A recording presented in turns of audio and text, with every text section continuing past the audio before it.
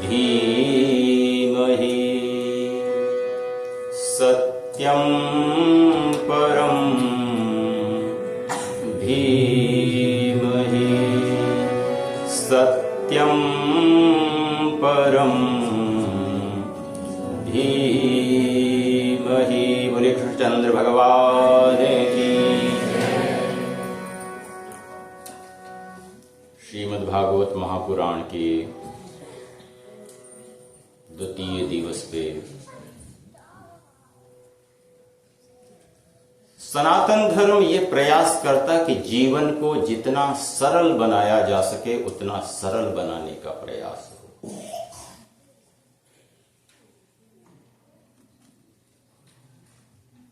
और सरल और कठिन बनाने के लिए हमारे पास प्रकृति में जीवन के साथ में दो तरीके दिए गए हैं, एक है दिल और दूसरा है दिमाग।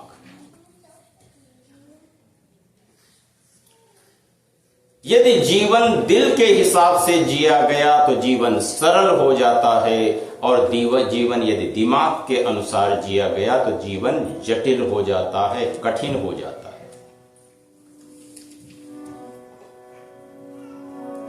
यदि जीवन को दिमाग के अनुसार जिया जाता है तो जीवन को हम लीड नहीं करते हैं, बल्कि हमारी हैबिट्स लीड करती हैं,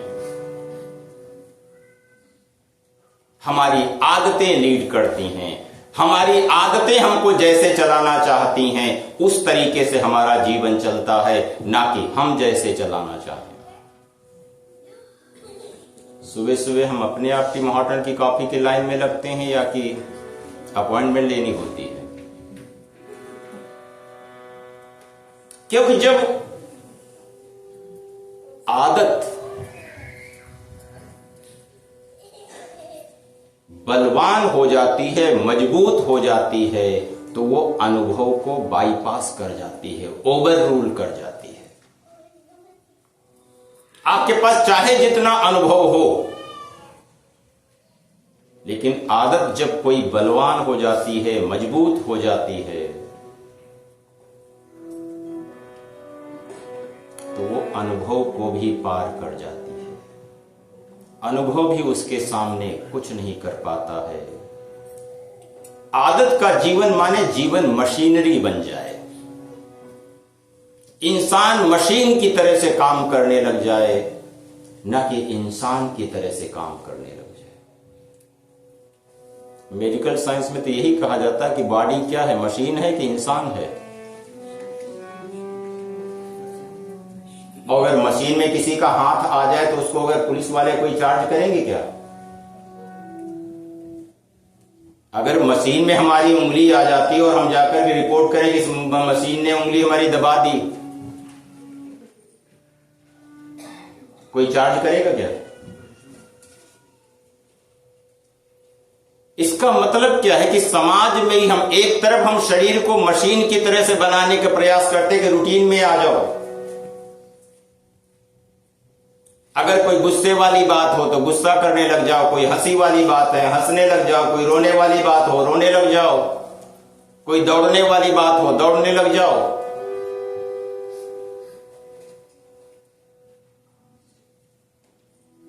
भागवत कहती है कि जीवन को प्रेम क्या है? सरलता ही तो है। वही प्रेम कर पाते हैं जिनका जीवन सरल होता है। जटिल जीवन में प्रेम नहीं कर सकते, स्वार्थ तो कर सकते हैं।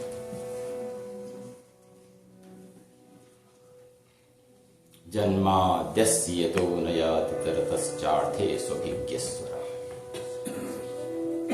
भगवान व्यासदेव प्रथम स्कंध की लीला का वर्णन जब करते हुए मंगलाचरण कहते हैं, वो कहते हैं सत्यम परम धीमहि।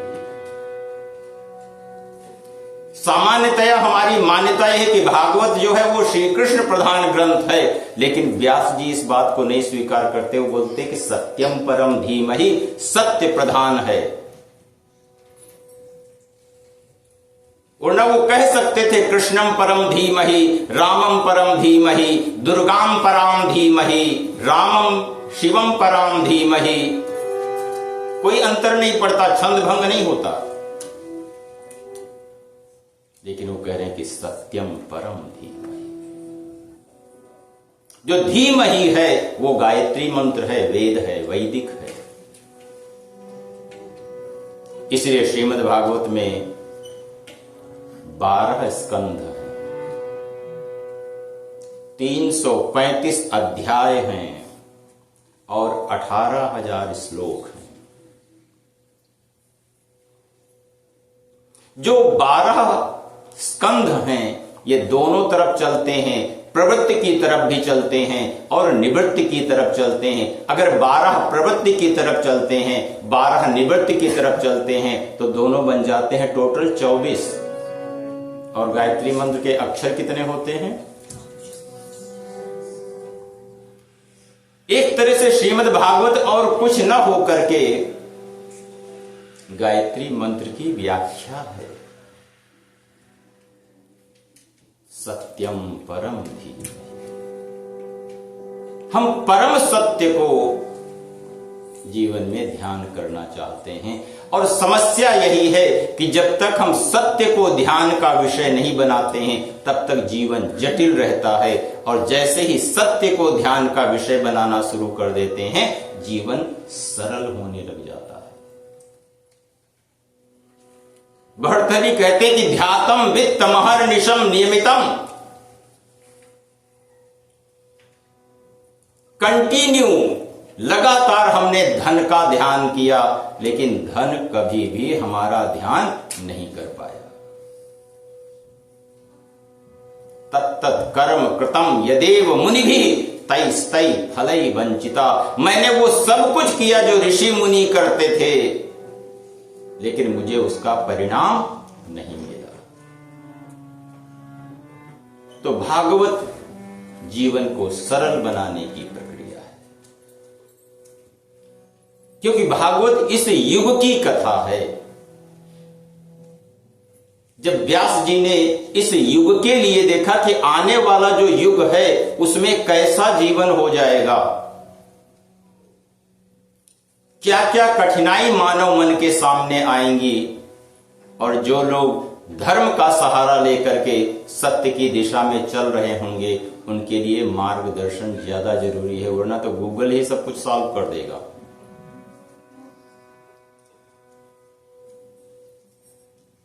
जीवन को सरल बनाना है। सरल बनाने में कोई डिग्री नहीं लगती है। अब देखो कि प्रहलाद सरल हैं या हिरण्यकशिप सरल है, ध्रुव सरल हैं या सुरुचि सरल है, या कि उत्तानपाद सरल होते हैं या ध्रुव सरल होते हैं। ये सारे सारे उदाहरण इसी बात के हैं कि सरलता सत्य के ज्यादा नजदीक होती है और जटिलता सत्य से ज्यादा दूर हो जाती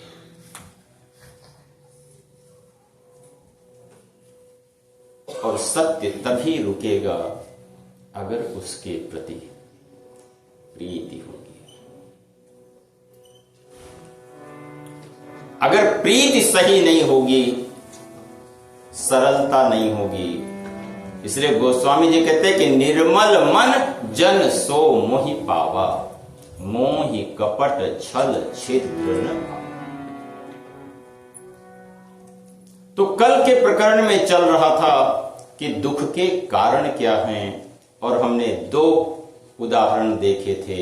एक भक्ति का उदाहरण था और दूसरा धुंधकारी का उदाहरण था। आज के प्रकरण में हम लोग चल रहे हैं कि असंतोष के कारण क्या है। जैसे दुख हमारे जीवन को प्रभावित करता है, वैसे ही असंतोष भी अपने जीवन को प्रभावित करता है। और उस असंतोष में उदाहरण किसको बनाया गया? व्यास जी को, खुद को ही। जबकि व्यास जी को अपने यहां कहा जाता है नमोस्तुते व्यास विशाल बुद्धि, जिनकी बुद्धि बहुत ज्यादा विशाल है। अब ये देखो, असंतोष फिजिकल है या मेंटल है? जिसकी जितनी ज्यादा बड़ी बुद्धि, उसके पास में असंतोष भी उतना ही बड़ा। और संतोष का अर्थ है कि किसी भी चीज से संतुष्ट ना हो पाना। तो व्यास जी असंतुष्ट होते हैं, और कितना समय असंतुष्ट रहते हैं कथाकार ये नहीं लिखते हैं।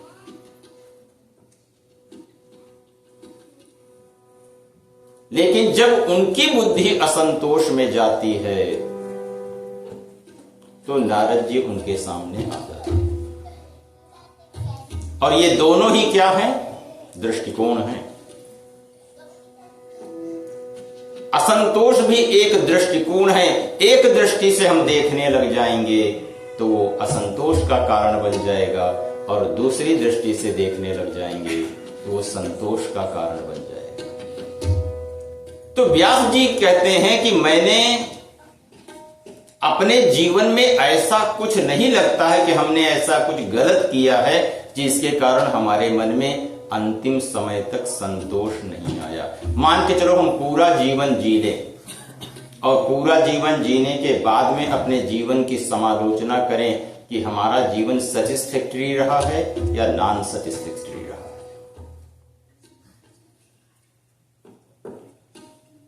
वो तो ऋषि हैं, उनके अंदर ये भाव उत्पन्न हुआ कि सारा जीवन सब कुछ लिखने के बाद, सब कुछ कहने के बाद, सब कुछ पढ़ने के बाद क्या हम अपने जीवन से संतुष्ट हैं या नहीं हैं? अगर अपने पास में क्वेश्चनियर आ जाए तो अपना आंसर क्या होगा? यस में होगा कि नो में होगा?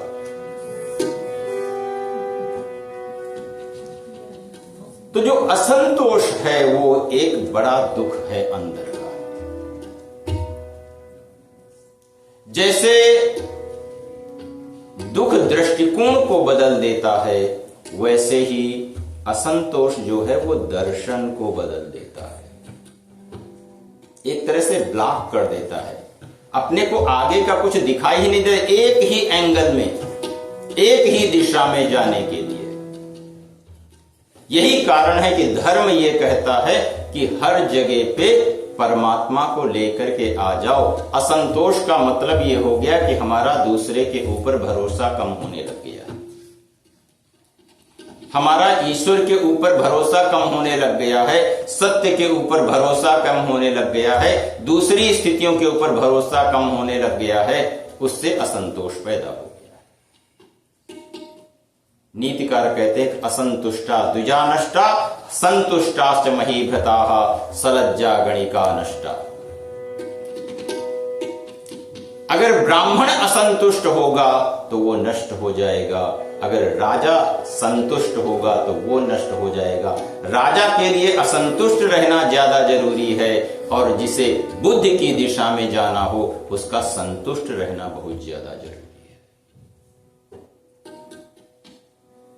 संतोषः तिषु कर्तव्यः स्वदारे भोजने जने।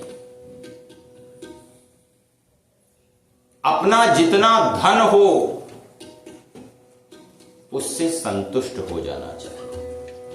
अपना जैसा भी परिवार हो उससे संतुष्ट हो जाना चाहिए, और अपने को जो भी भोजन मिल रहा हो उससे संतुष्ट हो जाना चाहिए। जो संतोष है, जो सेटिस्फेक्शन है, वो बहुत बड़ी प्रॉपर्टी है। संतोष से बड़ी दूसरी संपत्ति धर्म में जीवन को शांत करने के लिए दूसरी नहीं बन पाती है। गोधन, गजधन, बाजधन और रतन धन खान, जब आवे संतोष धन तो सब धन भूरि। तो संतोष को जीवन में आना चाहिए, लेकिन उसकी जगह आ क्या जाता है? असंतोष। और असंतोष क्या करता है कि बाहर की तरफ देखो और अंदर की तरफ न देख पाओ। दुख भी क्या करता है कि बाहर की तरफ हमारे गेट को चौड़ा कर देता है और अंदर वाले खिड़कियों को बंद कर देता है। असंतोष भी यही करता है कि वो बाहर सब चीजें दिखा रहा होता है लेकिन भीतर की खिड़कियों को बंद कर देता है। हम बाहर ढूंढ रहे होते हैं कि वो मैंने ये कर लिया, मैंने ये कर लिया, मैंने वो कर लिया। तो व्यास जी भी उसी उधेड़ बुन में लगे हुए थे कि मैंने ऐसा क्या नहीं कहा। वेदों का विभाग कर लिया, पुराणों में उन्हीं वेदों की स्थितियां बना दी, महाभारत की रचना कर दी। तो अब ऐसा क्या रह गया जिसके कारण हमारे मन में अभी तक संतोष नहीं? इतने में नारद जी का आवागमन हो जाता है। अब नारद जी से जो व्यास जी ने प्रश्न किए, उन्होंने कहा कि महाराज आप ये देख करके जरा बताओ कि मैंने क्या गलतियां की हैं अपने जीवन में। कई बार ये देखो कि हमारा मन सामान्य स्तर पे अपनी कमजोरियों को छुपाता है और अपनी अच्छाइयों को बाहर रखता है। हमारे मन की ये कोशिश होती है कि हमारी वीकनेसेस दूसरे को न पता चलें, हमारी जो अच्छाइयां हैं जिनका हम ढिंढोरा पीट सकते हैं वो हाई वोल्टेज हो जानी चाहिए। लेकिन शास्त्र कहता है कि नहीं, जगह तीन जगह पे जाओ, सचिव वैद्य गुरु तीन जो। डॉक्टर के पास में जाओ तो अपनी कमजोरियां जितनी हो सकती हैं, जितनी ज्ञात हो सकती हैं, उतनी बता देनी चाहिए। गुरु के पास में जाओ तो अपनी मनोदशा को पूरे स्तर पे खोल देना चाहिए। और किसी सलाहकार के पास जाओ, सलाह लेने के लिए जाओ, तो उसके पास भी जाकर के अपने मन को खोल देना चाहिए। देखिए, सामान्य तौर पे यह कहा जाता है कि हर एक के सामने अपना मन मत खोलो। रही मन निज मन की व्यथा, कि मन ही राखो बोय। और अगर बाहर बताओगे तो क्या लोग सलाह दें, क्या करेंगे कि सुनी इठलई हैं लोग सब, बाटी न ले को। सामने तो थोड़ी देर के लिए सिंपैथी मिल जाएगी, सॉरी, और बाद में तो हर एक के सामने हृदय नहीं खोलना चाहिए। प्रथम स्कंध की अधिकार लीला है।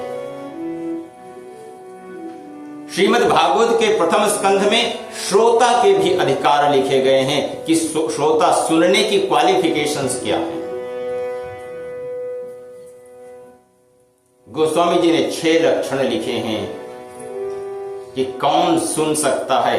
हर कोई सुन नहीं सकता। कि श्रोता सुमति सुशील सुजीव, कथा रसिक हरिदास, पाई उमा अति गोप्यमपि, सज्जन करहि प्रकाश। भागवतकार कहते हैं कि धर्म प्रोजित कैतवोत्र परमो निर्मत्सराणाम सताम। एक चीज अगर निकल जाए जिसका नाम है मत्सर, तो सुनना बन जाता है। और मत्सर और मच्छर, इन दोनों का एक ही काम है। जो मच्छर बाहर करता है वही मत्सर अंदर करता है। कोई हमसे आगे निकल जा रहा है, ये न सहन होना, इसका नाम है मत्सर, और ये हमें सत्य को सुनने से रोक देता है। तभी तो वेद कहता है कि सुनने की स्थिति करो। सब कुछ सुनते हैं, लेकिन समय पर वो सुनना नहीं आ पाता है। अब देखो, माँ बाप हमसे अपने से बहुत सारी बातें कहते कब हैं, और अपने को समझ में वो बातें कब आती हैं कि उसी समय आ जाती हैं सारी की सारी।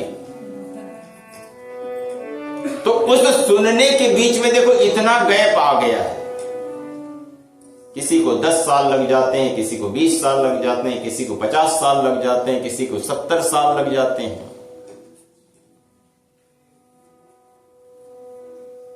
तो यदि कहने वाला योग्य हो और सुनने वाला योग्य हो, तो केवल एकमात्र श्रवण से जीवन में सरलता उतर आती है। और सरलता के लिए बाहर कम, अंदर ज्यादा झांकना होता है। क्यों? बाहर तो सब कुछ जटिल बनाने के लिए, कठिन बनाने के लिए जितनी चीजें हो सकती हैं वो सारी सारी व्यवस्थाएं की जाती हैं। व्यास जी ने प्रथम स्कंध में अधिकार लीला के माध्यम से स्थितियों को बनाया। नारायणं नमस्कृत्य नरं चैव नरोत्तमं देवीं सरस्वतीं व्यासं ततो जयमुदीरयेत्। उसके बाद में जब यही कथा सूत जी सौनकादि ऋषियों को सुना रहे हैं नैमिषारण्य में, तो सौनकादि ऋषियों ने उनसे 6 प्रश्न किए। किम श्रेयः कः कथा सारः, जीवन के लिए कल्याणकारी क्या है। सभी कथाओं का, सभी शास्त्रों का सार क्या है। परमात्मा ने इस धरती के ऊपर कितनी बार अवतार लिया, उन्होंने क्या क्या कर्म किए, और जब वो अपनी लीला का संवरण करके चले जाते हैं तो धर्मकं शरणं गतः। और जब परमात्मा का अपने अवतार का संवरण करके चले जाते हैं अपने लोक में, तो धर्म किसकी शरण में जाता है। तो सूत जी, अब देखो कि कितने स्तर पे यह एक ही, इसीलिए कहते हैं कि भागवत एक होते हुए भी वक्ता और श्रोता के अधिकार के अनुसार अलग अलग क्रम में होती है। यही नारद जी व्यास को सुनाते हैं, यही सुखदेव परीक्षित को सुनाते हैं, और यही सूत जी नैमिषारण्य के 88,000 सौनकादि वैदिक ऋषियों को सुनाते हैं। एक ही बात है। व्यास जी के मन में असंतोष है, इसलिए वो नारद से सुन रहे हैं। परीक्षित के मन में भय है, उस भय को दूर करने के लिए ये सुन रहे हैं।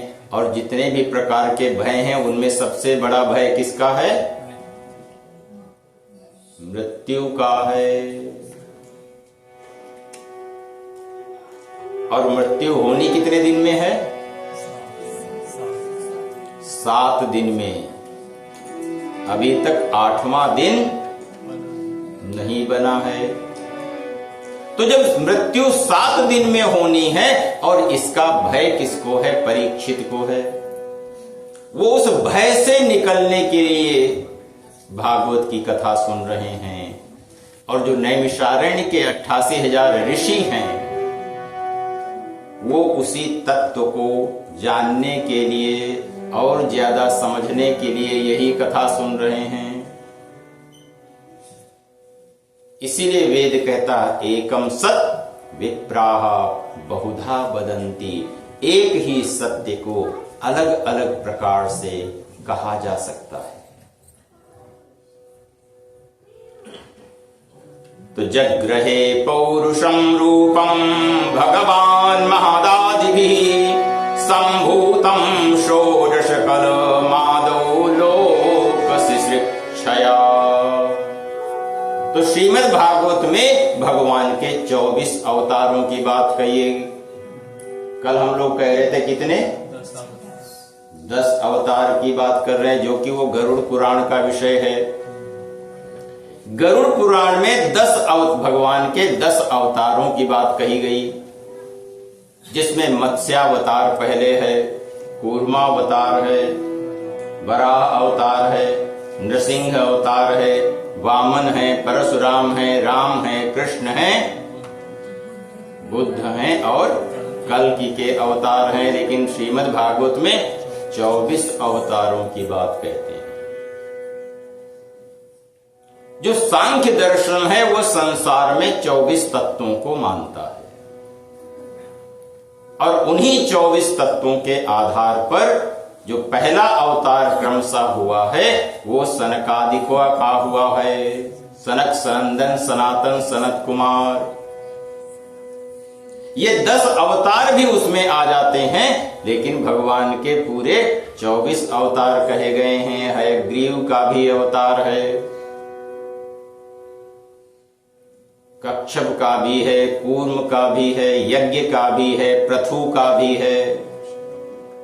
और इन सभी की कथाएं विस्तार और संक्षेप में भगवान भागवत में व्यास जी लिखते हैं। एक अवतार व्यास के नाम से भी है, इसलिए व्यास भी भगवान के अवतार हैं। कपिल भी भगवान के अवतार हैं, जिन्होंने सांख्य शास्त्र की रचना की, सांख्य का ज्ञान दिया।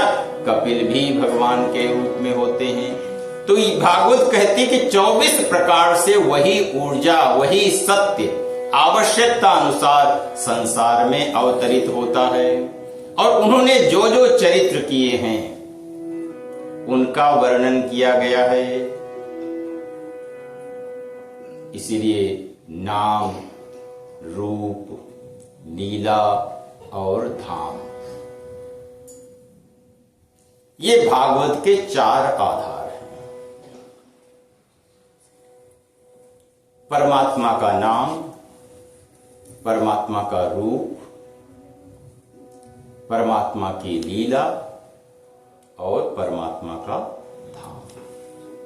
स्थान सामान्य दृष्टि से अगर देखा जाए तो वस्तु, व्यक्ति, परिस्थिति और घटना,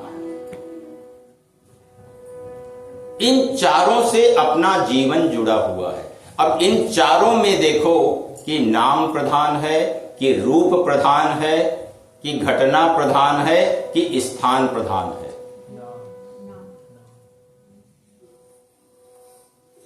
नाम, रूप, लीला, धाम।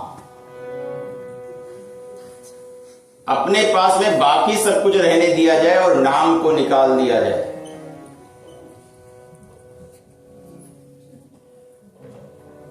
अभी तो कोई पूछता है कि हु आर यू, तो अपना आंसर हो जाता है कि हम ये हैं। और अगर इसमें से केवल नाम को निकाल लिया जाए, कोई पूछे अपने से कि अब बताओ कि तुम कौन हो,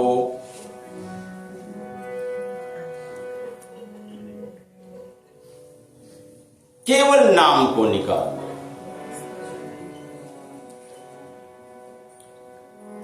तो नाम, रूप और लीला और धाम, ये चतुर्व्यूह हैं।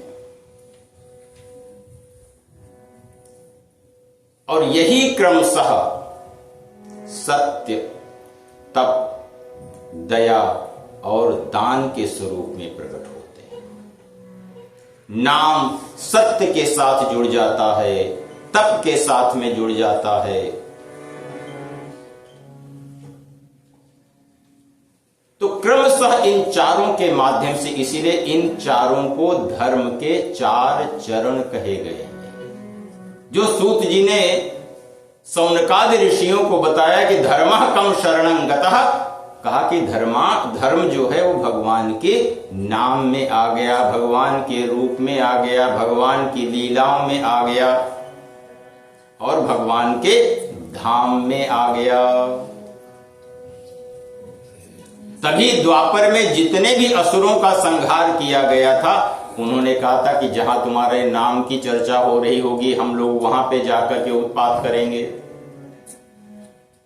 जहां तुम्हारे रूप की चर्चा हो रही होगी हम वहां पे जाकर के प्रवेश कर जाएंगे, जितने भी तुम्हारे तीर्थ होंगे, तुम्हारे धाम होंगे, हम वहां पे जाकर के अव्यवस्था फैलाएंगे।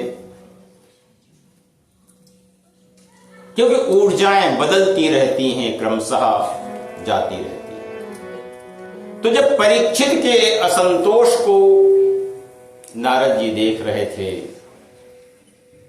व्यास जी के असंतोष को नारद जी देख रहे थे, उसी क्रम में सूत जी नैमिष में 24 अवतारों की बात कर रहे थे कि भगवान ने 24 प्रकार से अवतार लिए। ये मान करके चलो कि मानव शरीर के अंदर बाहर तीनों ही शरीरों के क्रम में वही तत्व अपने अपने स्तर पे फैला हुआ है। इसलिए धर्म यही कहना चाहता है कि वही तत्व एक ही जगह पे है, अंतर केवल इतना है कि बच्चा जो होता है वो उसी चीज को अलग नजर से देखता है, जो प्रौढ़ जवान हो जाता है, समझदार हो जाता है, वो उसी चीज को अलग दृष्टि से देखता है। जब हमारा बचपना होता है तो खिलौने हमको जीवित लगते हैं या मरे हुए लगते हैं, और वही बुद्धि होती है। और जब जैसी जैसी हमारी बुद्धि सयानी हो जाती है तब अपने को पता चलने लग जाता है कि नहीं ये तो खिलौने हैं। इसी तरह से संसार को भी एक खिलौने की तरीके से देखा गया। तो भागवत ये कहती कि जीवन को सरल बनाया जाए, और सरल बनाने के बीच में अगर कोई एक भी समस्या आती है इंसान के सामने तो उसका नाम है आदत। आदत को कैसे बदला जाए, आसान नहीं है, कठिन है। भागवत के क्रम में ये आता है, कोई भी आदत हो उसके लिए एक पैरेलल आदत खड़ी करनी होगी। जिस तरीके की भी आदत से अपने को जीवन में बचना है उसके सामने एक अलग आदत करनी है, चाहे वो चाय पीने की आदत हो और चाहे वो माला जपने की आदत हो। कहने के लिए तो हम ये कह सकते हैं माला जपने वाली अच्छी है और चाय पीने वाली खराब है, लेकिन जब आदत की दृष्टि से देखोगे तो दोनों ही अपने लिए सामने बैरियर्स खड़ा कर रहे हैं, दोनों ही हमको रूटीन में लेकर के आ रही हैं। अगर हमने माला नहीं फेरी तो हमारे मन को अच्छा नहीं लग रहा है, अगर हमने सुबह सुबह चाय नहीं पी तो हमको अच्छा नहीं लग रहा, अगर सुबह सुबह अभिषेक नहीं किया तो हमको अच्छा नहीं लग रहा। अगर आदत की दृष्टि से विचार किया जाएगा तो चाहे वो माला फेरने की आदत हो, चाहे वो चाय पीने की आदत हो, दोनों ही समान है, दोनों की स्थिति ही एक जैसी है, दोनों में कोई अंतर नहीं है। व्यवहार की दृष्टि से अगर कहो तो वो दूसरा कहता है कि वो ये माला फेर रहा है ये अच्छा है, और वो चाय पी रहा है उसके सामने वो बुरा है। तो जो सरलता है जीवन में वो असंतोष को खत्म करती है, और सरलता का मतलब जो जैसा है वैसा हो जाना। हमारा जीवन कितना सरल होता है जिस समय आता है, और जैसे जैसे जीवन संसार के रास्तों से गुजरता है तो जीवन कठिन हो जाता है। और भागवत का क्रम यह है कि जीवन को किसी प्रकार से सरल बना दिया जाए। तो भगवान के 24 अवतारों का क्रम भी इसी तरीके से किया गया कि किसी भी रूप के साथ में, किसी भी क्रम के साथ में उसको मन को जोड़ लिया जाए। एन केन प्रकारेण मनः कृष्णे निवेशय। किसी भी तरीके से उस मन में परमात्मा के लिए जगह बना ली जाए, किसी भी तरीके से हृदय में परमात्मा के लिए थोड़ी सी जगह बना ली जाए। और जबकि वास्तविकता क्या है, हम और परमात्मा दोनों एक हैं कि अलग अलग हैं? जैसे जल और जल की समुद्र, जल की बूंदें और समुद्र, गंगा जल और गंगा नदी दोनों एक हैं, लेकिन जब दोनों अलग अलग हो गए, अंतर केवल इतना, लेकिन इतनी बात समझने के लिए अपने को 84 लाख बार प्रोसेस में जाना पड़ता है। तत्त्वमसि, तत् माने वो, इसीलिए श्रीमद् भागवत में त्वम पद की व्याख्या न होकर के तत्पद की व्याख्या है। इसीलिए गायत्री मंत्र का जो तत्सवितुर्वरेण्यम है, उस तत्पद की व्याख्या प्रथम स्कंध में कही जाती है। एक है त्वम पद और एक है तत्पद। त्वम माने जो बाहर है और तत् माने जो अंदर है। जीवन बाहर वाले की तरफ से चल रहा है कि अंदर वाले की वजह से चल रहा है? बाहर है आत्मा और अंदर है खाना पीना, कि बाहर है खाना पीना, अंदर है आत्मा? आत्मा बाहर है, खाना पीना अंदर है। नहीं, ऐसा नहीं है। आत्मा अंदर है, खाना पीना बाहर है, हैं? तो अगर आत्मा अंदर है और जो वस्तुएं हैं वो बाहर की तरफ हैं, तो हमें याद किसकी आती है?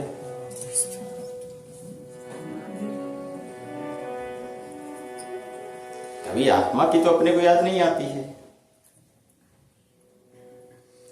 और जब उस सत्य तक पहुंच जाते हैं, तब धीरे धीरे लगने लग जाता है मनोबुद्धि अहंकार चित्तानि नाहं चिदानंद रूपः शिवो।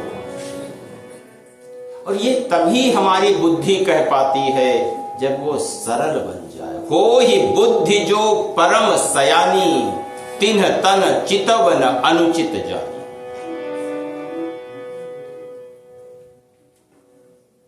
और जिन्होंने भी वो सरलता प्राप्त की,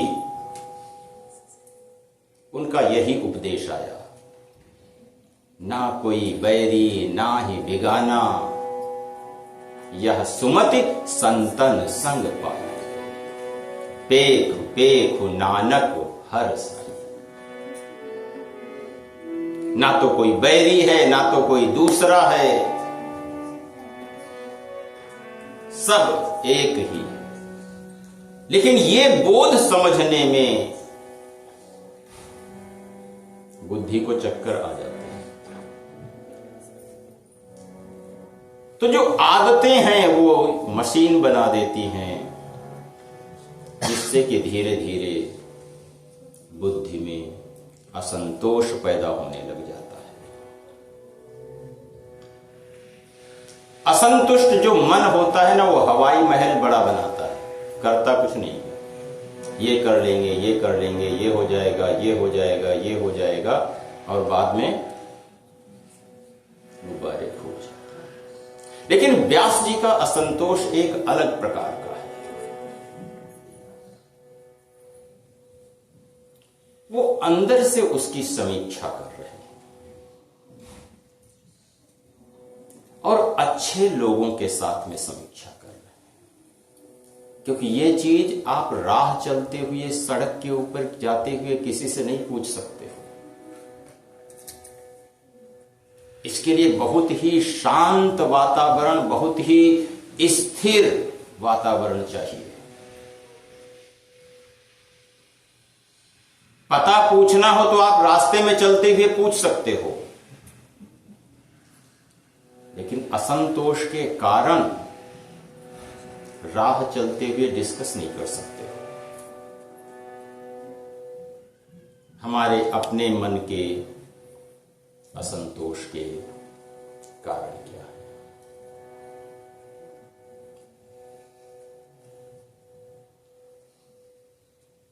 नारद जी ने बता दिया कि आपने शास्त्र बहुत लिखे, उसमें धर्म, अर्थ, काम और मोक्ष,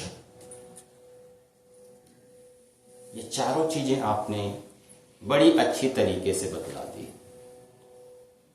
लेकिन कहीं कहीं आपने सत्य की तरफ लाने के लिए बीच में थोड़ा थोड़ा झूठ की छूट दे दी है। जैसे कि कुछ पुराणों में यह वर्णन मिलता है कि भाई अगर लड़की की शादी नहीं हो रही है और उसके सामने परिस्थितियां आ रही हैं, तो सामने वाले से अगर थोड़ा सा झूठ भी बोल देते हो तो वो झूठ, अगर किसी जीव की हत्या हो रही है और वो आपसे पूछता है कि भाई वो कहां पे गया है, अगर आप झूठ भी बोल देते हो तो वो झूठ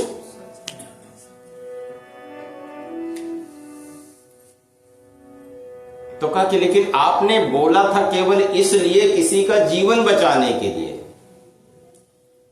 लेकिन लोगों ने उसके नाम पे क्या कर लिया, जहां पे आपने हिंसा की छूट दी, बुद्धि ने बना दिया कि वैदिकी हिंसा हिंसा न भवति वेद के नाम पे आपने बलि करनी शुरू कर दी, निरीह जानवरों को काटना शुरू कर दिया। क्योंकि किसी भी नियम को बिना अधिकार के जब लेकर के चला जाता है ना, तो नियम को हम बड़ा बिगाड़ लेते हैं।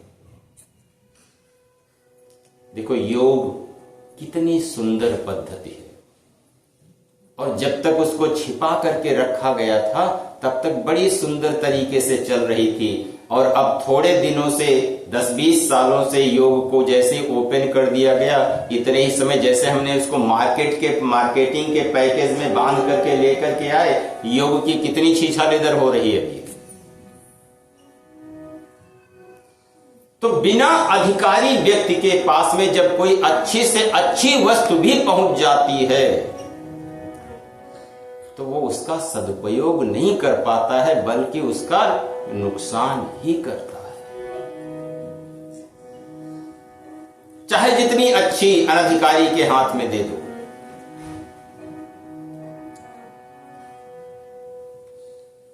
वो उसका सदुपयोग नहीं कर पाता है।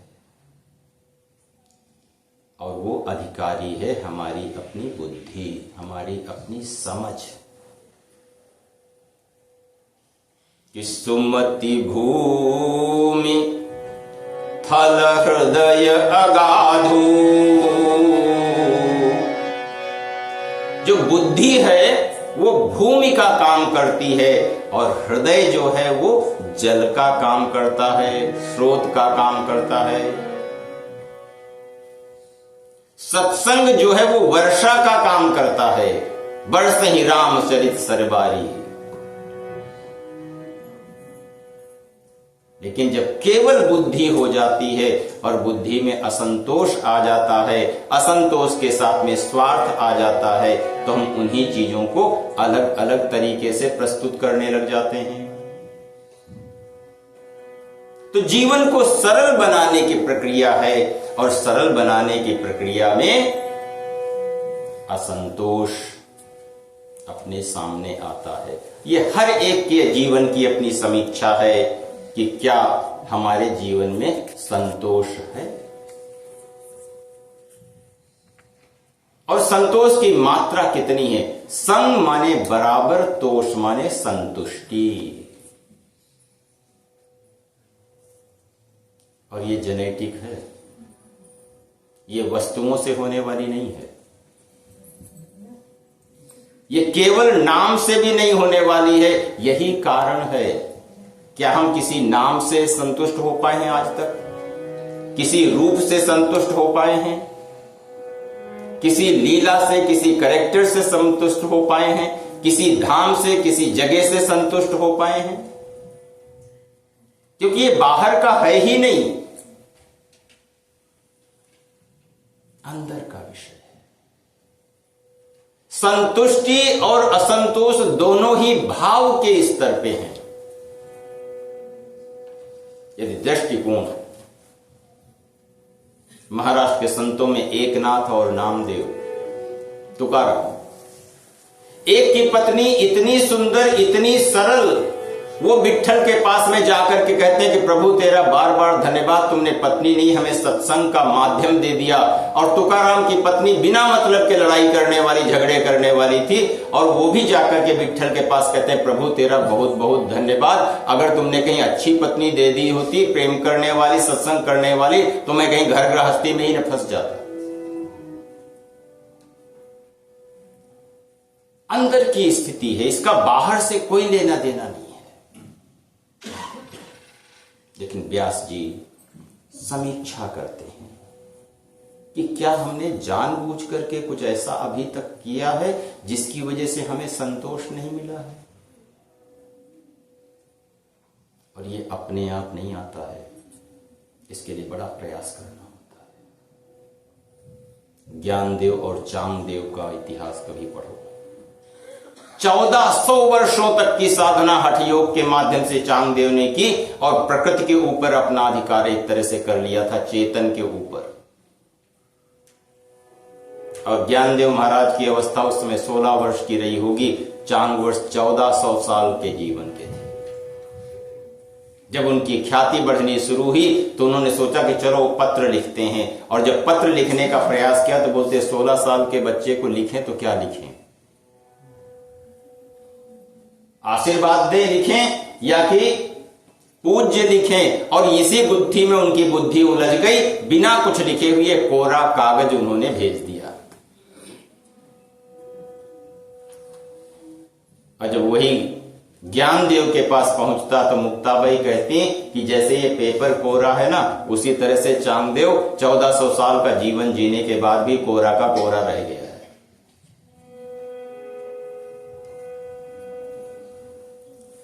और जब वो मिलने के लिए आते हैं तो शेर को घोड़े की जगह पे जोतते हैं रथ में, और सांप की चाबुक बनाते हैं और उससे लेकर के चलते हैं।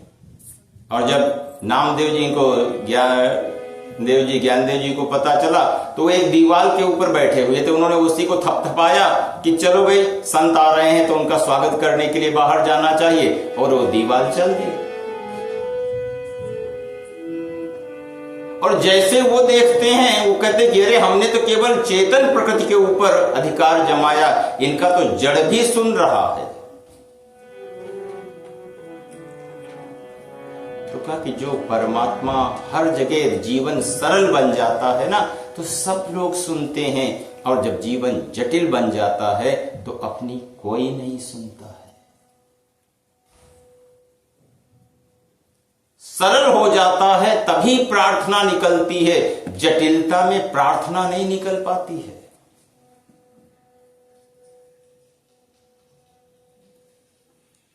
व्यास जी के असंतोष को नारद जी ने कहा कि महाराज आपने सब कुछ लिखा, धर्म अर्थ काम मोक्ष, लेकिन उसमें कहीं कहीं जहां लोगों को अपनी सुविधा के अनुसार व्यवस्थित करने की बातें कह दी हैं, वो उसी का फायदा उठा करके वो उसके अनुसार चल लेते हैं। और दूसरे, जिस युग के लिए आप बात कर रहे हो उसमें इसकी जगह भगवान के केवल प्रेम के बारे में आपने अभी तक नहीं लिखा। इसलिए कुछ ऐसा लिखो जिसमें कि परमात्मा के प्रेम के बारे में हो। व्यास जी को ये तथ्य समझ में नहीं आया था। उनको तो लगता था कि तिलक लगाने के बाद में, वेद मंत्र बोलने के साथ में, ये करने के बाद में, वो करने के बाद में वही लोग भगवान के पास जा सकते थे। ग्वाल बाल तो कहीं फिट ही नहीं होते थे उस समय के शास्त्र में। लेकिन जब प्रेम की दिशा दी गई तो सारे के सारे नियम ध्वस्त हो जाते हैं। प्रबल प्रेम के पाछे पड़ कर प्रभु को नियम बदलते देखा। प्रेम के पाछे पड़ प्रभु को नियम बदलते, प्रबल प्रेम के पाछे पड़कर प्रभु को नियम बदलते देखा, प्रबल प्रेम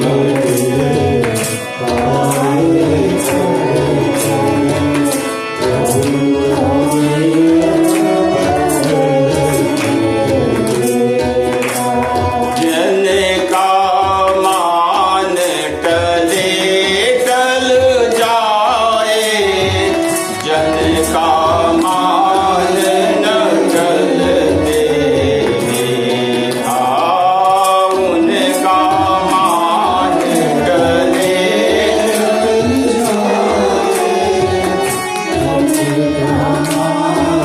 न टलते, प्रबल प्रेम के पाछे पड़कर प्रभु को नियम बदलते। अब देखो, प्रबल प्रेम जहां होता है तो प्रकृति भी अपने नियम बदल देती है। इसलिए श्रीमद् भागवत प्रेम का शास्त्र है, इसलिए इसको परमहंस संहिता भी कहा गया है। ये बुद्धि का विषय न होकर के ये हृदय का विषय है, और बुद्धि हृदय को समझ नहीं सकती है। बुद्धि की समस्या रहती, वो सोचती कि जो दिल है ना, जो हृदय वाला जो है, वो सही नहीं काम कर रहा है। इसीलिए उद्धव जी के लिए कहा जाता है कि उद्धवो बुद्धि सत्तम। उस काल के जितने भी ब्रिलियंट लोग थे, समझदार से समझदार लोग थे, उनमें उद्धव की गिनती होती थी। और उनको यह लगता था कि नहीं, हम अगर समझाएंगे ना तो कठिन से कठिन विषय भी समझ में आ जाएगा। और जब वो गोपियों को समझाने के लिए जाते हैं, क्या दशा हुई? तो जो हृदय की बात है वो बियॉन्ड माइंड है, वो बुद्धि का विषय नहीं है, वो तर्क का विषय नहीं है। उसे इसीलिए कहा कि तर्को अप्रतिष्ठा धर्म, तर्क के माध्यम से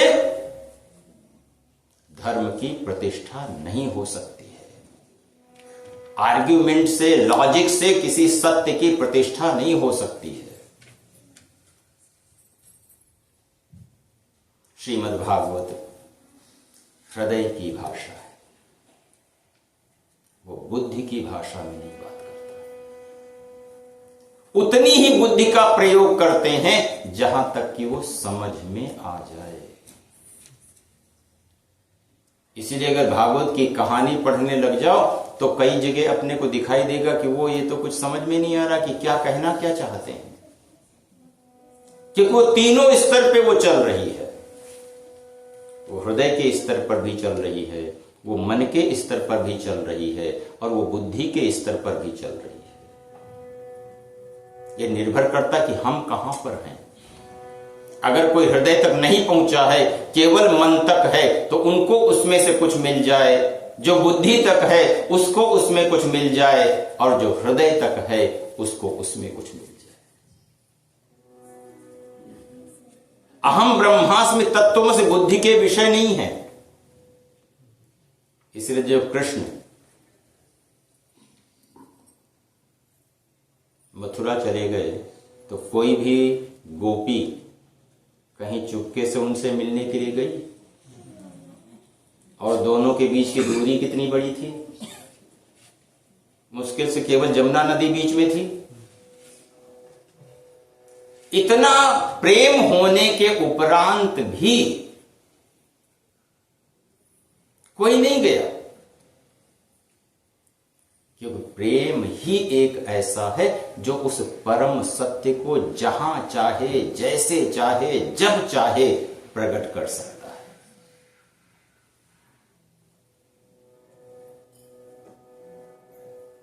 प्रेम ते प्रगट होई मैं जाना।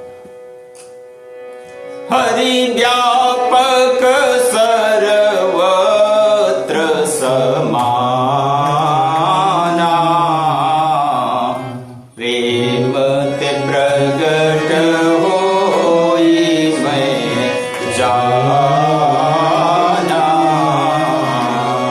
वो सब जगह है, वो यूनिवर्सल है, वो ओमनी प्रेजेंट है, लेकिन उसको प्रकट करने की जो शैली है वो प्रेम में है।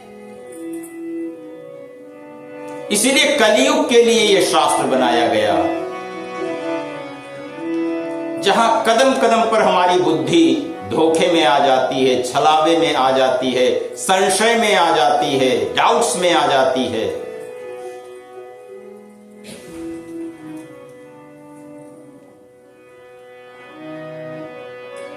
उस समय हृदय की आवश्यकता थी।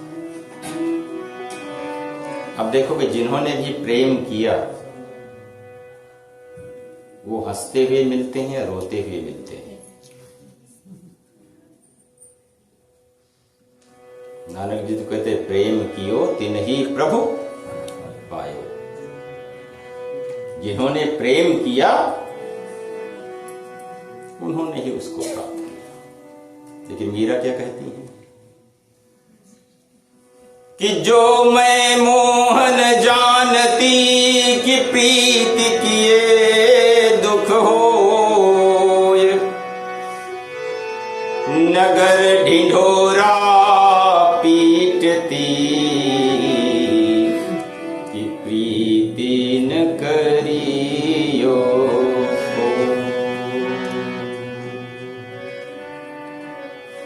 क्योंकि प्रेम घायल करता है, मारता नहीं है। प्रेम घायल करता है। मान के चलो कोई घाव हो और वो घाव भरने न पाए और थोड़ी थोड़ी देर में कोई उसको छू दे, वो दशा होती है। चैतन्य की देख लो, नानक की देख लो, मीरा की देख लो, रविदास की देख लो, सूर की देख लो, तुलसी की देख लो।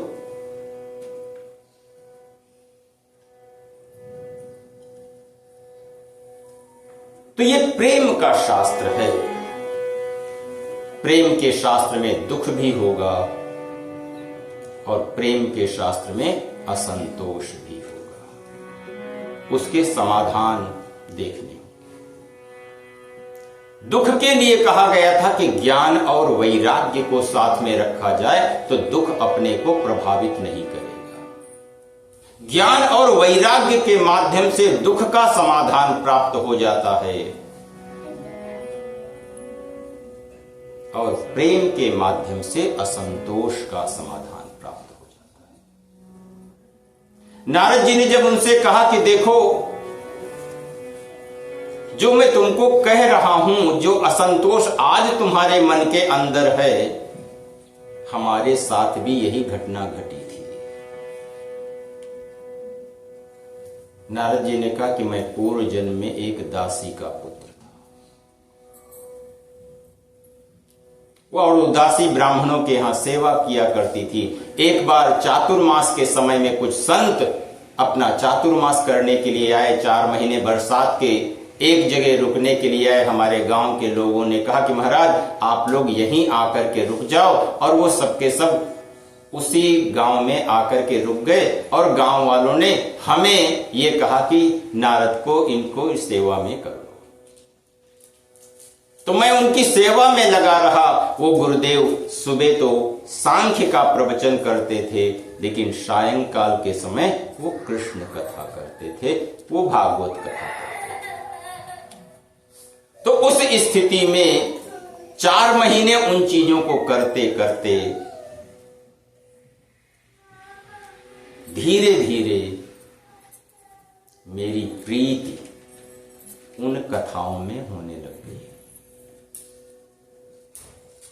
कभी देखो, जो मन जितना सरल होता है वो शास्त्र के ऊपर उतना ही जल्दी विश्वास कर लेता है, और जो मन सरल नहीं होता है उसको शास्त्र के ऊपर भरोसा करने में बड़ी कठिनाई आती है। इसलिए सरलता जरूरी थी, और सरलता के लिए कोई प्रामाणिक व्यक्ति चाहिए था, और वो प्रामाणिक व्यक्ति संबंध में अपने लिए गुरु था। वरना हर कोई अपने से कहेगा कि ये मंत्र कर लो, ये मंत्र कर लो, ये एक्सरसाइज कर लो, ये डाइट कर लो, यहां पे चले जाओ, वहां पे चले जाओ। लेकिन एक अपना गुरु था जो कहता था कि नहीं, तुम्हारे लिए ये तरीका सही है। ये गृहस्थ के सामने ही डाउट्स नहीं आते, संदेह नहीं आते, संतों के जीवन में भी आते हैं। मीरा को देख लो, लोग कहें मीरा भई रे दीवानी, सास कहे कुलनासी। लोगों ने कितना सब कुछ कहा, तब मीरा गोस्वामी जी को पत्र लिखती है चित्रकूट के लिए कि महाराज, मैं जब 3 साल की थी उस समय से कृष्ण को मैंने अपना सर्वस्व समर्पित कर दिया। अब हमारे सामने ये समस्या, परिवार के लोग, समाज के लोग, रिश्तेदार, ये सब ये हमको कह रहे हैं, मैं करूं तो क्या करूं? समाज कह रहा है कि तुम्हारा विवाह हो चुका है, पति तुम्हारे लिए भगवान है, सास ससुर तुम्हारे लिए भगवान है, तुम्हारा सबसे बड़ा धर्म है, यही ते अधिक धर्म नहीं दूजा, सादर सास ससुर पद पूजा, मैं क्या करूं? गोस्वामी जी ने पत्र का उत्तर लिख के भेजा कि जाके प्रिय न राम बैदे, जाके प्रिय न राम बैदे, जाके प्रिय न राम बैदे, जाके प्रिय न राम बैदे, तजिए ताहि कोटि बैरी सम, तजिए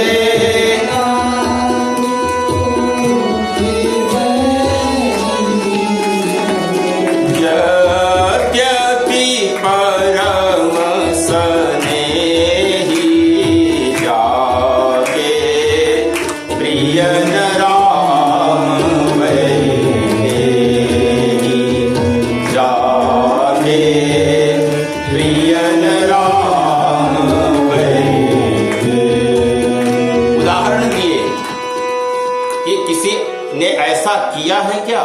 कहा कि तजो पिता प्रहलाद विभीषण बंधु भरत महतारी, कि पिता को प्रहलाद ने छोड़ दिया। तजो पिता प्रहलाद विभीषण बंधु भरत महतारी, ब्रज जन तजो कंत ब्रज बनितन भय मुद मंगलकारी। इसीलिए कहा कि या तो ईश्वर के साथ में हो जाओ या उसके साथ में हो जाओ। दो नावों पे तभी तक चल सकते हैं जब तक कि प्रेम कमजोर हो, जब तक प्रेम गहरा न हो। और गोस्वामी जी का पत्र पाते ही मीरा वृंदावन खिसक आई। तो श्रीमद् भागवत प्रेम का शास्त्र है, और प्रेम की डिफिनीशन क्या है कि तत्सुखे सुखित्वम् इति प्रेम लक्षणम्, कि दूसरे के सुख में सुख मानना। पर सुखे सुखित्वम इति प्रेम लक्षणम।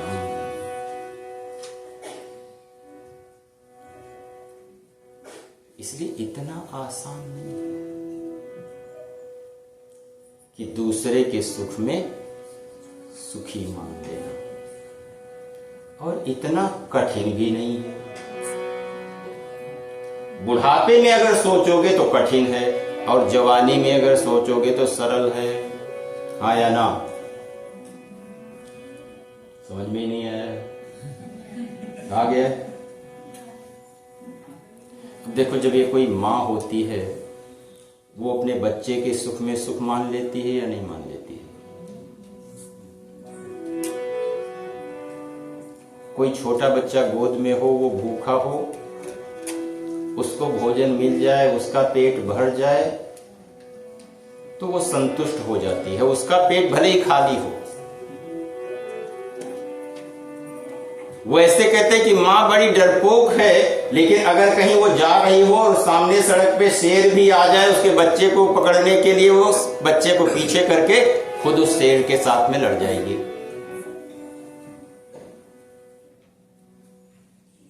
कभी डिस्कवरीज देखो कि इवन की जो शेर और बाघ से डरती हैं, वो प्रजातियां भी अपने बच्चे के लिए बड़े से बड़े उनके साथ में लड़ जाती हैं।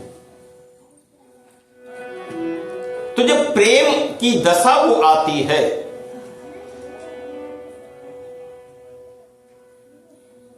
एक तरफ वो सरल हो जाता है, और दूसरी दृष्टि से अगर सोचने लग जाएं तो वो कठिन हो जाता है। तो नारद जी कह रहे हैं कि जिस समय वो संत हमारे यहां गांव में आए, मुझे उनकी सेवा करने का अवसर मिला और मुझे धीरे धीरे अच्छा लगने लग गया। और जब वो धीरे धीरे अच्छा लगने लग गया, तब तक चातुर्मास पूरा हो गया और वो साधु संत अपने गांव से जाने लग गए डेरा उठा करके। तब मुझे बड़ा दुख हुआ, तो मैं भी उनके साथ जाने के लिए तैयार हो गया। उन्होंने कहा कि नहीं, तुम्हारी जेनेटिक समस्या भी रह गई है, तुम्हारी माँ अभी जीवित है, उसका कोई सहारा नहीं है, और अगर हमने तुमको बाबा बना लिया ना, तो तुम्हारी माँ खुश होगी कि नाराज होगी? तुम्हारी माँ नाराज होगी, और उसके नाराजगी हमारे भजन में विक्षेप करेगी, हमारे भजन में बाधा डालेगी। तो नारद जी कहते कि मैं फिर भगवान से प्रार्थना करूं कि माँ को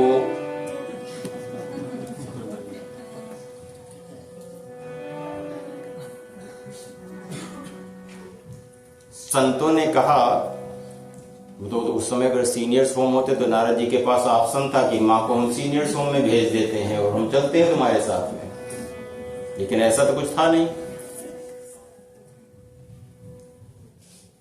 जीवन की समस्याएं जब प्रेम के रास्ते पर जाते हैं, मार्ग पर जाते हैं, तो क्या क्या सामने आती है। कभी अलग अलग प्रकार के दुख होंगे, कभी अलग अलग प्रकार के असंतोष होंगे,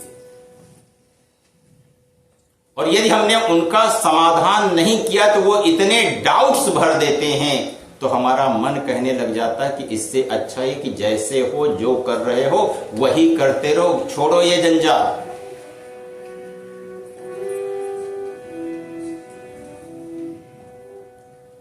तो नारद जी कहते हैं कि जब वो जाने लग गए तो मुझे उन्होंने एक मंत्र दिया।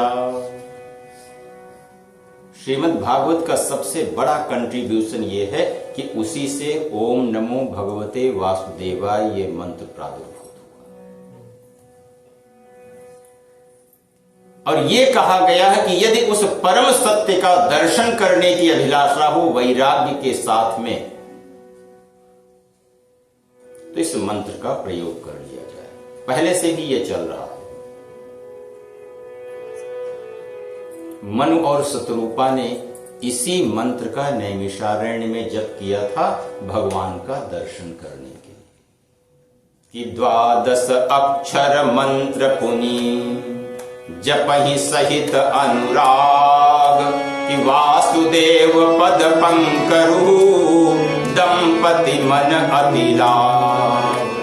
तो जो ओम नमो भगवते वासुदेवाय है, यही मंत्र ध्रुव को नारद जी ने दिया, यही मंत्र प्रहलाद को दिया, और जिसने जिसने इस मंत्र का प्रयोग किया उसके सामने परमात्मा आविर्भाव हो गया। ओम नमो भगवते वासुदेवाय, ओम नमो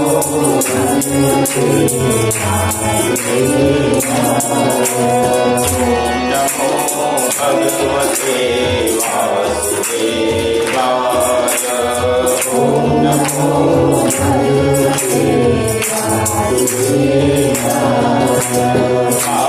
वासुदेवाय, नमो नंद नंदनाय, वासुदेवाय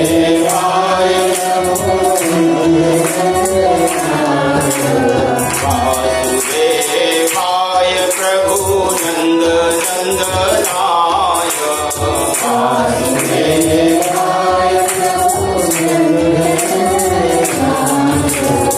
ओम नमो भगवते वासुदेवाय, ओम नमो भगवते ओम नमो भगवते वासुदेवाय, ओम नमो भगवते वासुदेवाय प्रभु नंद नंदनाय, वासुदेवाय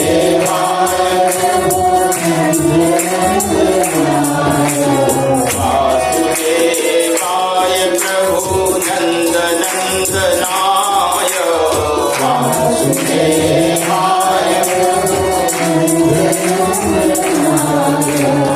नंद नंदनाय गोपी जन वल्लभाय, नंद नंदनाय गोपी जन वल्लभाय, ओम नमो भगवते वासुदेवाय,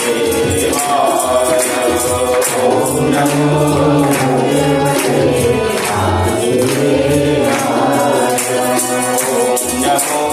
भगवते वासुदेवाय,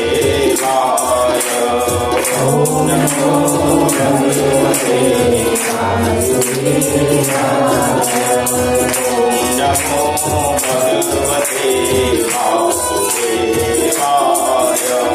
ओम नमो भगवते वासुदेवाय,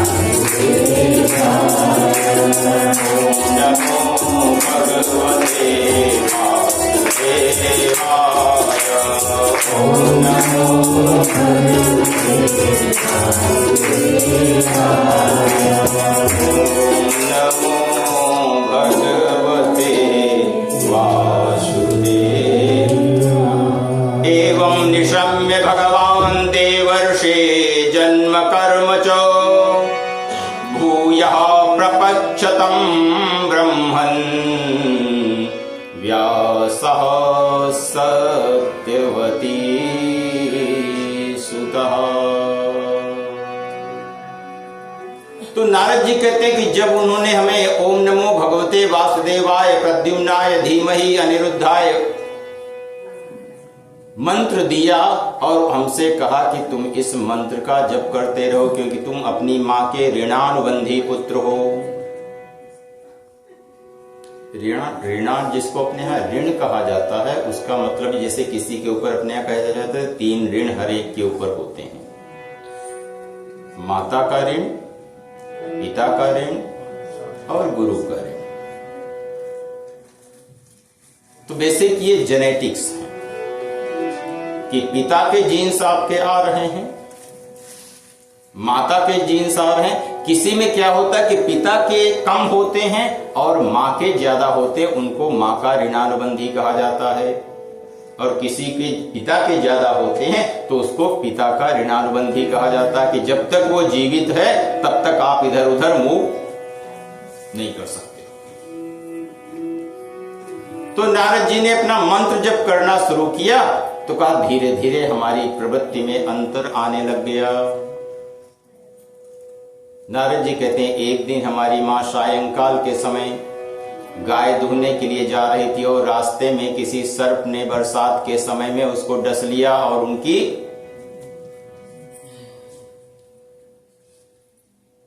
तो नारद जी ने कहा कि मुझे दुख नहीं हुआ कि मेरी माँ चली गई, मुझे लगा कि चलो वो भगवान के पास चली गई, अब मैं फ्री हो गया हूं, अब मैं मुक्त हो गया हूं, किसी भी बंधन से नहीं है। तो उसके बाद में उन्होंने सब कुछ उनका संस्कार करने के बाद में उत्तर दिशा की तरफ चले गए अपने इसी मंत्र का जप करते हुए। वो कह रहे हैं कि चलते चलते हम बहुत ज्यादा थक गए, तब स्नान करके हमने जलपान किया और वहां पर एक पीपल वृक्ष के नीचे बैठ करके हमने ध्यान करना शुरू किया। सनातन संस्कृति में वृक्षों का ही महत्व है। रामायण में आता कि काकभूषुंडी जी पीपल के नीचे ये करते हैं, आम के पेड़ के नीचे ये करते हैं, बट के नीचे ये करते हैं, बट वृक्ष के नीचे कथा प्रसंग होते हैं, पीपल के नीचे मेडिटेशन करते हैं, आम के नीचे बैठ करके मानस पूजा करते हैं, क्योंकि इकोसिस्टम है प्रकृति का। केवल इंसान के सहारे से, अपने ही सहारे से जीवन नहीं चल जाता है। इसलिए सनातन संस्कृति में पहले कहा जाता कि पहली रोटी अपने लिए मत बनाओ और आखिरी रोटी भी अपने लिए मत बनाओ। लेकिन उस समय जीएसटी थोड़ा लगाई जाती थी हर चीज के ऊपर। आज कहोगे कि दो हमने इनको खिला दी।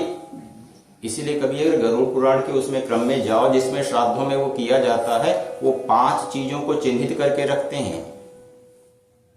एक तो प्रकृति और दूसरे चींटियां, ये भी हमारे अपने जीवन, पिपीलिका कीट पतंग खाद्या बुभुक्षिता कर्म निबंधबद्धा तृप्त्यर्थमन्नम ही मया प्रदत्तम तेषामिदं ते मुदिता भवन्तु।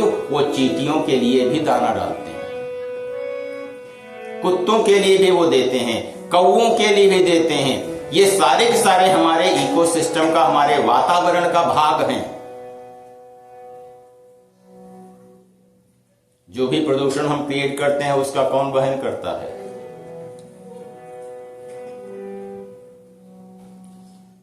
तो जब पीपल के वृक्ष के नीचे बैठ करके नारद जी ध्यान करने लग गए तो वो कहते हैं कि मेरा ध्यान लग गया, और जैसे ही ध्यान हमारा लगा तो हमारे हृदय में उसकी छवि आ गई।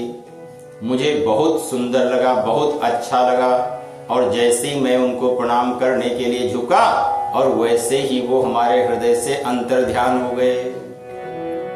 फिर मैंने बड़ी कोशिश की ध्यान लगाने की, वो छवि दोबारा नहीं आई।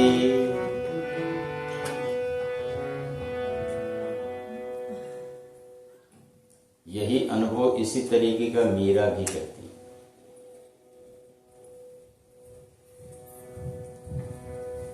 कि पड़का पलका पर पौड़ी कामिनी कि और सखी पिय सोकर खोया, मैं अपनों पिय जागी गवाया। मैं जो उठी पिय आदर देने। तो नारद जी कहते हैं कि जैसे मैं उनको प्रणाम करने के लिए मन से उठा, वैसे ही वो छवि हमारे हृदय से अदृश्य हो गई। फिर तो मैं बड़ा व्याकुल हो गया जब प्रयास, क्योंकि ध्यान प्रयास नहीं है, अप्रयास है। ध्यान किया नहीं जाता है, अपने आप होता है। गुस्सा किया जाता है कि अपने आप होता है?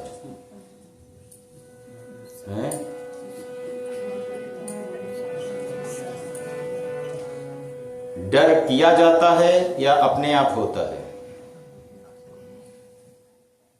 भूख, नींद, सांसें, जीवन में जो कुछ भी सबसे ज्यादा कीमती है वो सब कुछ अपने आप होता है।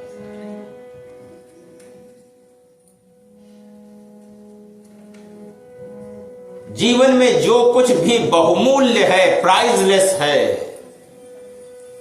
जिसकी कीमत दुनिया में कोई लगा नहीं सकता है, वो सब चीजें अपने आप होती हैं। सांसें अपने आप चलती हैं, नींद अपने आप चलती है, सब कुछ जीवन में जो भी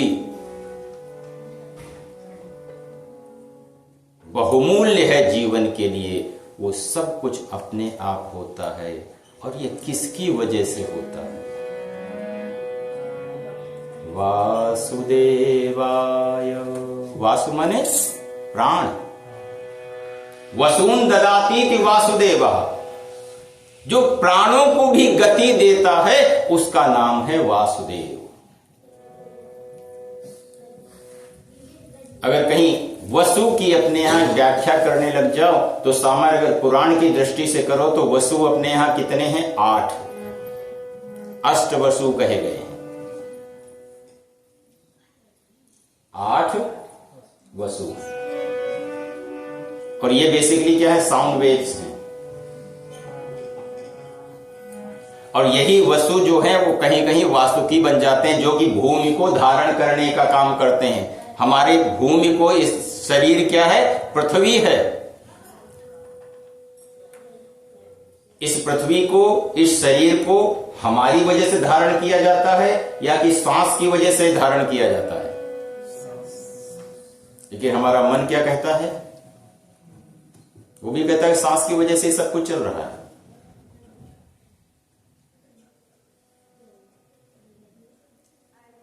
तो वसून ददातीति वासुदेव, जो प्रकृति में प्राण का संचार करता है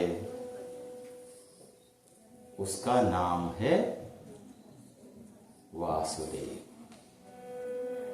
और उसके आगे झुक जाना, उसका नमन कर लेना, उससे ये कह देना कि ये मेरा नहीं है। नमम इति, कल बात हो रही थी कि नमम इति नमः, कि मेरा नहीं है, मैं नहीं, मेरा नहीं, ये तन किसी का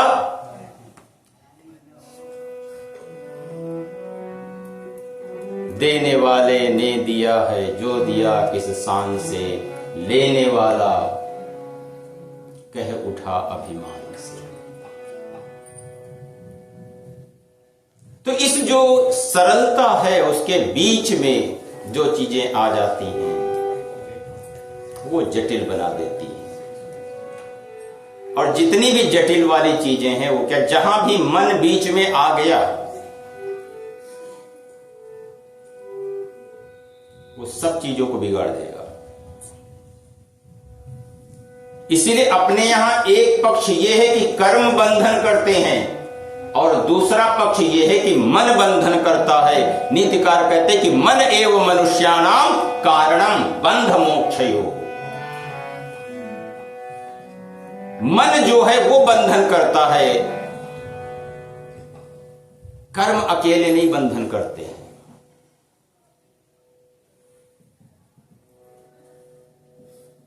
इस मन को सीधा करने के लिए केवल एक ही तरीका है कि उससे प्रीति लगा ली जाए। यज्जाग्रतो दूरमुदैति दैवं तद सुप्तस्य तथैवैति दूरंगमं ज्योतिषां ज्योतिरेकं तन्मे मनः शिव संकल्पमस्तु। हमारा वो मन अच्छे संकल्पों वाला हो जाए।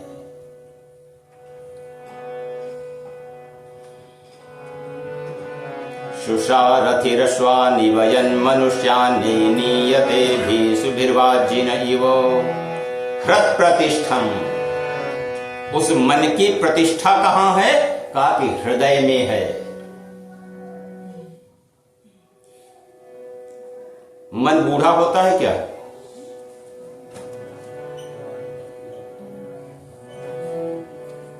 अस्सी साल वाले बता सकते हैं, हैं?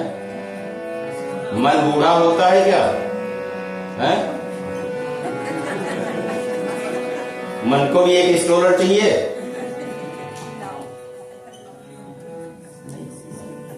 क्षत प्रतिष्ठम यज्जरिष्ठम, उसमें जरा नहीं है। जरा माने बुढ़ापा। तो जिस मन में निरंतर बुढ़ापा नहीं रहता, तन्मे मनः शिव संकल्पमस्तु, वो हमारा मन अच्छे संकल्पों वाला बन जाए। और अच्छे संकल्पों के लिए अच्छी चीजों के साथ में मन को जुड़ना हो। इसलिए गोस्वामी जी के सामने जब मन की बात आती है, वो बोलते कि भैया सबकी मान लेना, लेकिन मन की मत मानना।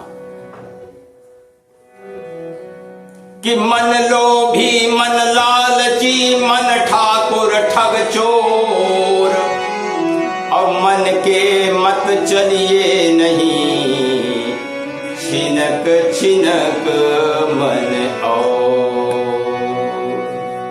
मन बड़ी जल्दी पलटी खा जाता है, बड़ी जल्दी बदल जाता है। मन के बदलते देर नहीं लगती है।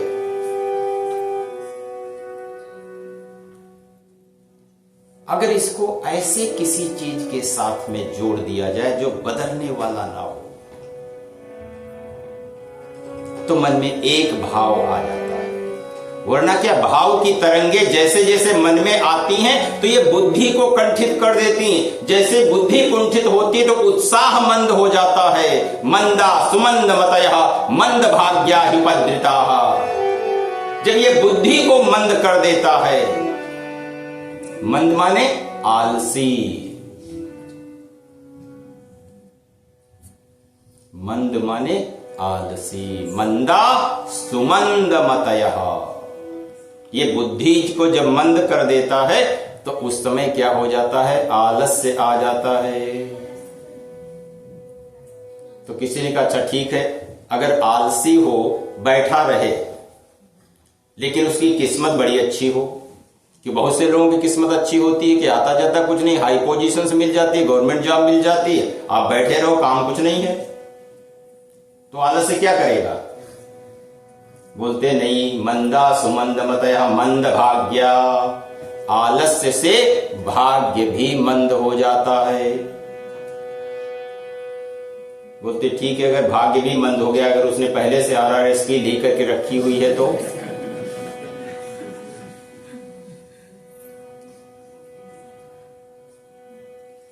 बोले नहीं काम करेगी। मंद भाग्याधिपद्रिता, वो शांति से बैठ नहीं सकता, मंद भाग्य उपद्रव करेगा। तो नारद जी कहते हैं कि जब मुझे वो दर्शन हुआ और उस दर्शन के बाद जब मैं प्रयास करने लग गया, तो बार बार करने के बाद में जब मुझे बड़ी ग्लानि होने लगी, बड़ी पीड़ा होने लग गई, तो उस समय आकाशवाणी हुई कि अब इस जन्म में तुम्हें हमारा दर्शन प्राप्त नहीं होगा, तुम्हें काल की प्रतीक्षा करनी है और अगले जीवन में तुम हमारे पार्षद बनोगे। तो नारद जी कहते कि अब मैंने क्या किया कि मैं घूमता रहा अपने मंत्र को लेकर के। एक संत मिले, वो कह रहे थे कि उनको बचपन में किसी गुरु ने एक मंत्र दिया और उनसे कहा कि तुम आज से ही मुक्त हो गए हो। आज ही तुमको मंत्र दिया गया, आज से ही तुम मुक्त हो। तो बोलते अगर मुक्त हैं तो हमको बीच में कुछ करने की तो जरूरत ही नहीं है। तो कहा तुमको मुक्ति के लिए कुछ नहीं करने की जरूरत, लेकिन जो तुम्हारे पास में जीवन का समय है ना, उसका पेट कैसे भरोगे? जो जीवन का समय है उसका पेट भरने के लिए तुम्हें मंत्र जप करना है। मुक्ति के लिए तुम्हें मंत्र जप नहीं करना है, कि वो खाली जो समय है ना, वो बहुतों की चाल को बिगाड़ देता है। तो नारद जी ने कहा कि हमने मंत्र करना शुरू किया, क्योंकि मंत्र स्वभाव को भी बदल सकता है। मंत्र स्वभाव को भी बदल सकता है। मंत्र किस्मत को भी बदल सकता है। मंत्र महामणि विषय ब्याल के, मेटत कठिन कुवंक भाल के। इसलिए मंत्रों के करने का अलग अलग प्रकार होता है। तो नारद जी वासुदेव गायत्री करते करते अपनी जीवन लीला को विराम कर देते हैं। कहते हैं कि वो ब्रह्मा जी की श्वास में प्रविष्ट हो गए। प्रलय काल में फिर वो नारायण के अंश में समर्पित हो गए, और जब फिर से सृष्टि आई तब वो फिर से पुनः जीवन में नारद के रूप में अवतरित होते हैं। तो जो असंतोष है, यदि कहीं अच्छे व्यक्ति के साथ में आ जाए तो वो भीतर देखने के लिए प्रेरित करता है। यदि असंतोष बुद्धि के स्तर पर न जाए तो वो बाहर देखने के लिए प्रेरित करता है। तो सौनकादि ऋषियों ने पूछा कि महाराज, नारद जी के वहां से चले जाने के बाद में क्या हुआ? निर्गते नारदे सूत भगवान बादरायणः तदभिप्रेतम ततः किम करो दिवो। नारद के चले जाने के बाद में व्यास जी ने सरस्वती नदी के किनारे, सरस्वती नदी क्या है? हमारी अपनी बुद्धि। सरस्वती नदी को 5 नदियों वाला कहा गया। वेद कहता कि पंच नद्यः सरस्वती। जो 5 हमारी इंद्रियां हैं, ये बाहर से ज्ञान लेकर के इस सरस्वती के पास में लेकर के आती हैं।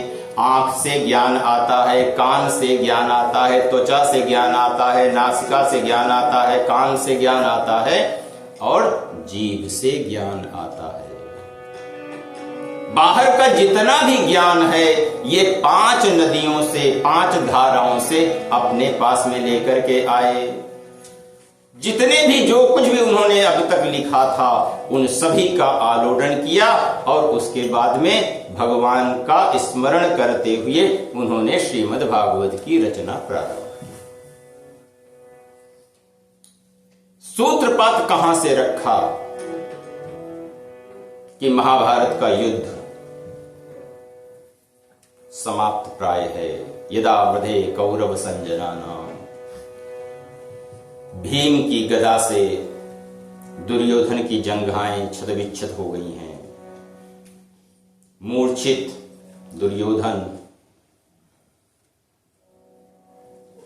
को प्रसन्न करने के लिए अश्वत्थामा कहता है कि मैं छल से पांडवों का वध करूंगा, और उसी समय भगवान श्री कृष्ण पांडवों से कहते हैं कि देखो, आज की रात अपने शिविर में सोना नहीं है, चलो हम लोग चलते हैं वॉक करने के लिए। उनको ले गए नदी के किनारे। द्रौपदी के 5 पुत्रों को भी कहा गया। वो कहते हैं कि तुम लोग बूढ़े हो गए हो, खुद तो सोते नहीं हो और हमको भी सोने नहीं देते हो, हम तो नहीं जाने वाले। और वो सोते रह गए। 5 पांडव चले गए भगवान श्री कृष्ण के साथ में। अश्वत्थामा ने रात्रि के समय में सोते हुए बालकों के शीश काट दिए।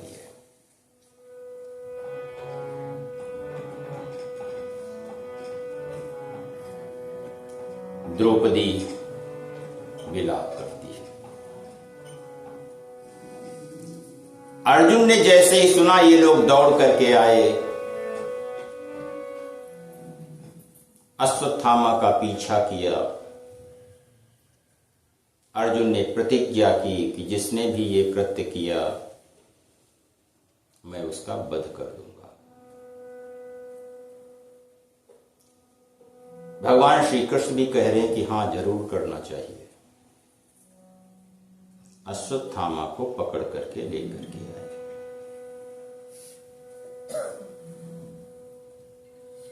द्रौपदी कहने लगी कि शास्त्र कहता है कि ब्राह्मण का वध नहीं करना चाहिए।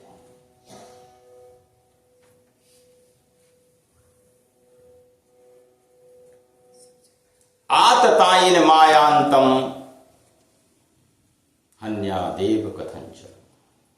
लेकिन यदि कोई आतताई हो तो उसका वध जरूर कर देना चाहिए। द्रौपदी कहती कि अश्वत्थामा तुम्हारा गुरुपुत्र है, तुमको जितनी भी शिक्षा मिली है ना, इनके पिता के द्वारा ही मिली है। अश्वत्थामा भागते भागते अर्जुन के ऊपर ब्रह्मास्त्र का प्रयोग कर देता है। भगवान श्री कृष्ण की कृपा से उस ब्रह्मास्त्र का पराभव किया। इन कथाओं में इतना सार है कि एक एक कथा को सालों साल अगर चबाया जाए तब भी अपने को उसका सब कुछ नहीं निकल पा। इसलिए कहते हैं कि जब बहुकाल करिए सत्संगा, एक ही चीज को अलग अलग भाव दशाओं में, अलग अलग मनोदशाओं में, अलग अलग परिस्थितियों में जब कहा जाएगा, सुना जाएगा, तो उसी चीज से वही सब कुछ निकल सकता है जो जीवन के लिए कल्याणकारी है। तो अश्वत्थामा को लेकर के आ गया। भीम कहते हैं कि इसको छोड़ना नहीं है। भगवान श्री कृष्ण भी देख रहे हैं कि तुम्हें विजय होने के बाद में, क्योंकि ये कथा अहंकार की तरफ चल रही है, दुख, असंतोष और अहंकार। महाभारत के युद्ध में पांडवों को विजय मिल गई एक तरह से, और विजय प्राप्त होने के बाद में जो मद है वो कई बार सत्य को अपने से भुला देता है। जो पावर होती है, जो सत्ता होती है, वो कई बार सत्य को विसार देती है, भुला देती है। भगवान श्री कृष्ण भी देखना चाहते हैं कहीं हमारे पांडव भी विजय के उल्लास में उसी स्थिति में तो नहीं आ गए। इसलिए वो मूक सहमति देते हैं कि हां, अश्वत्थामा का वध किया जाना चाहिए। द्रौपदी कहती है नहीं, मेरे पुत्रों का वध हो चुका, जितना दुख मुझे है उतना ही दुख अश्वत्थामा को होगा।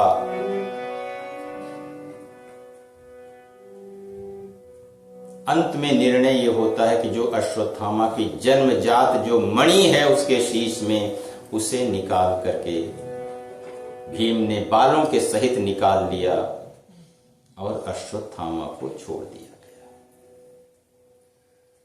अश्वत्थामा ने जाते जाते इस अपमान का बदला लेने के लिए उत्तरा के गर्भ के ऊपर ब्रह्मास्त्र का प्रहार कर दिया। शास्त्र किस दिशा में इसे सत्य निकाल सकता है, यह उसका वर्णन है। महाभारत युद्ध के उपरांत इन सारी क्रियाओं के होने के बाद में युधिष्ठिर ने जितने भी लोग उस युद्ध में मारे गए थे उन सभी का श्राद्ध करते हैं, अपने राज्य को संभालते हैं, अनेक प्रकार के यज्ञ आयोजन करते हैं और भगवान श्री कृष्ण हस्तिनापुर की तरफ जाने का प्रयास करते हैं। तब तक बीच में कुंती बुआ आ जाती है, उन्हें मना करके ले आती।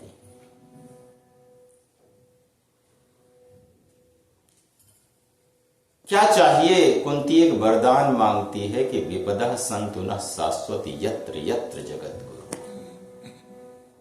कुंती का वरदान बड़ा प्रसिद्ध हुआ कि बड़े बड़े संत ये हिम्मत नहीं कर पाते हैं कि हमारे जीवन में खुशियों के साथ में कुछ दुख जरूर दे देना ताकि आपकी स्मृति बनी रहे, क्योंकि हमारे मन का ये स्वभाव है कि सुख में तुम्हें भूल जाएगा, लेकिन यदि दुख दोगे तो तुम्हारी स्मृति बनी रहेगी।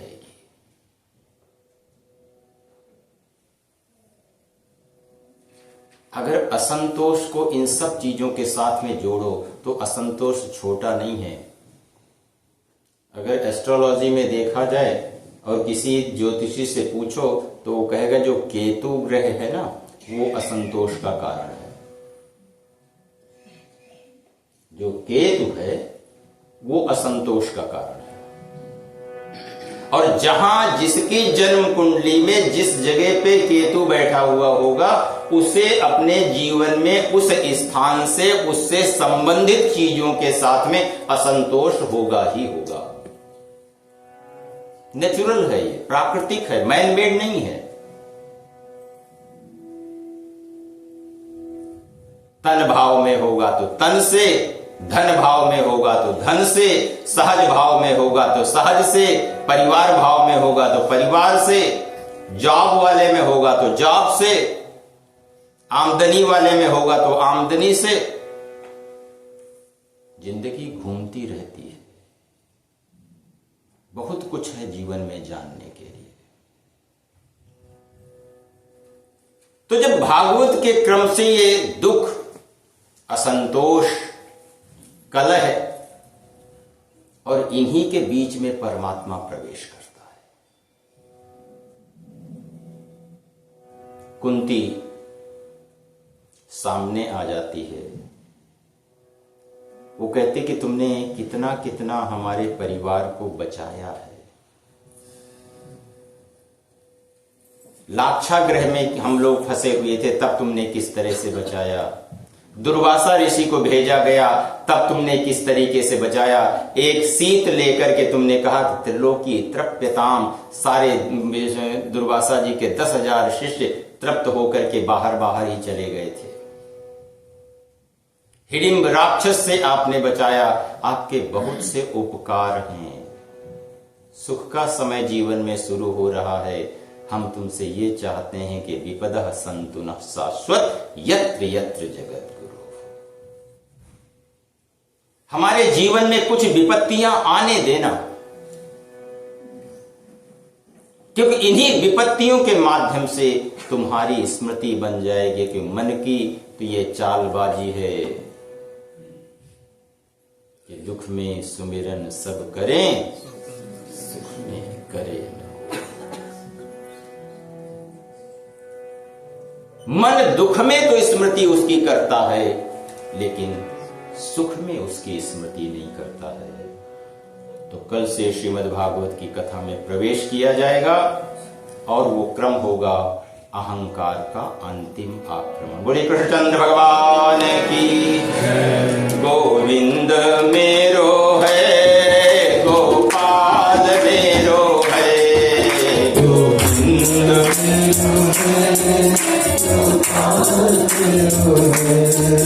गोविंद मेरो है, गोपाल मेरो है, गोविंद मेरो श्री माँ के बिहारी नंदलाल मेरो है, श्री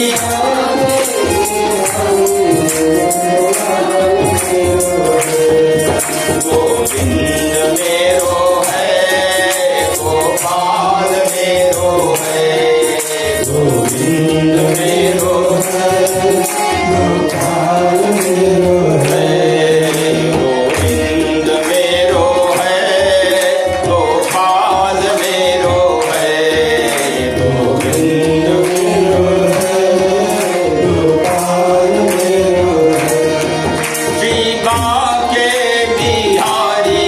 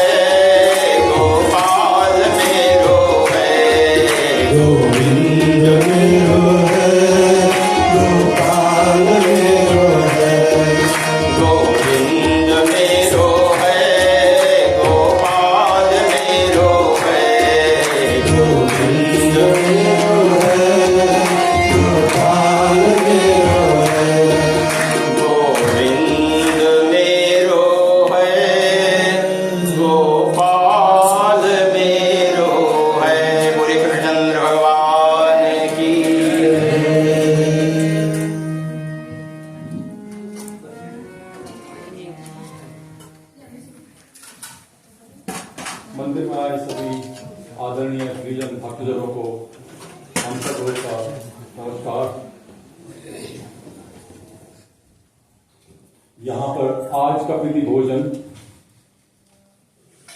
हमारे दीपेंद्र भाई की फैमिली की तरफ से हुआ, उनको हम धन्यवाद करते हैं।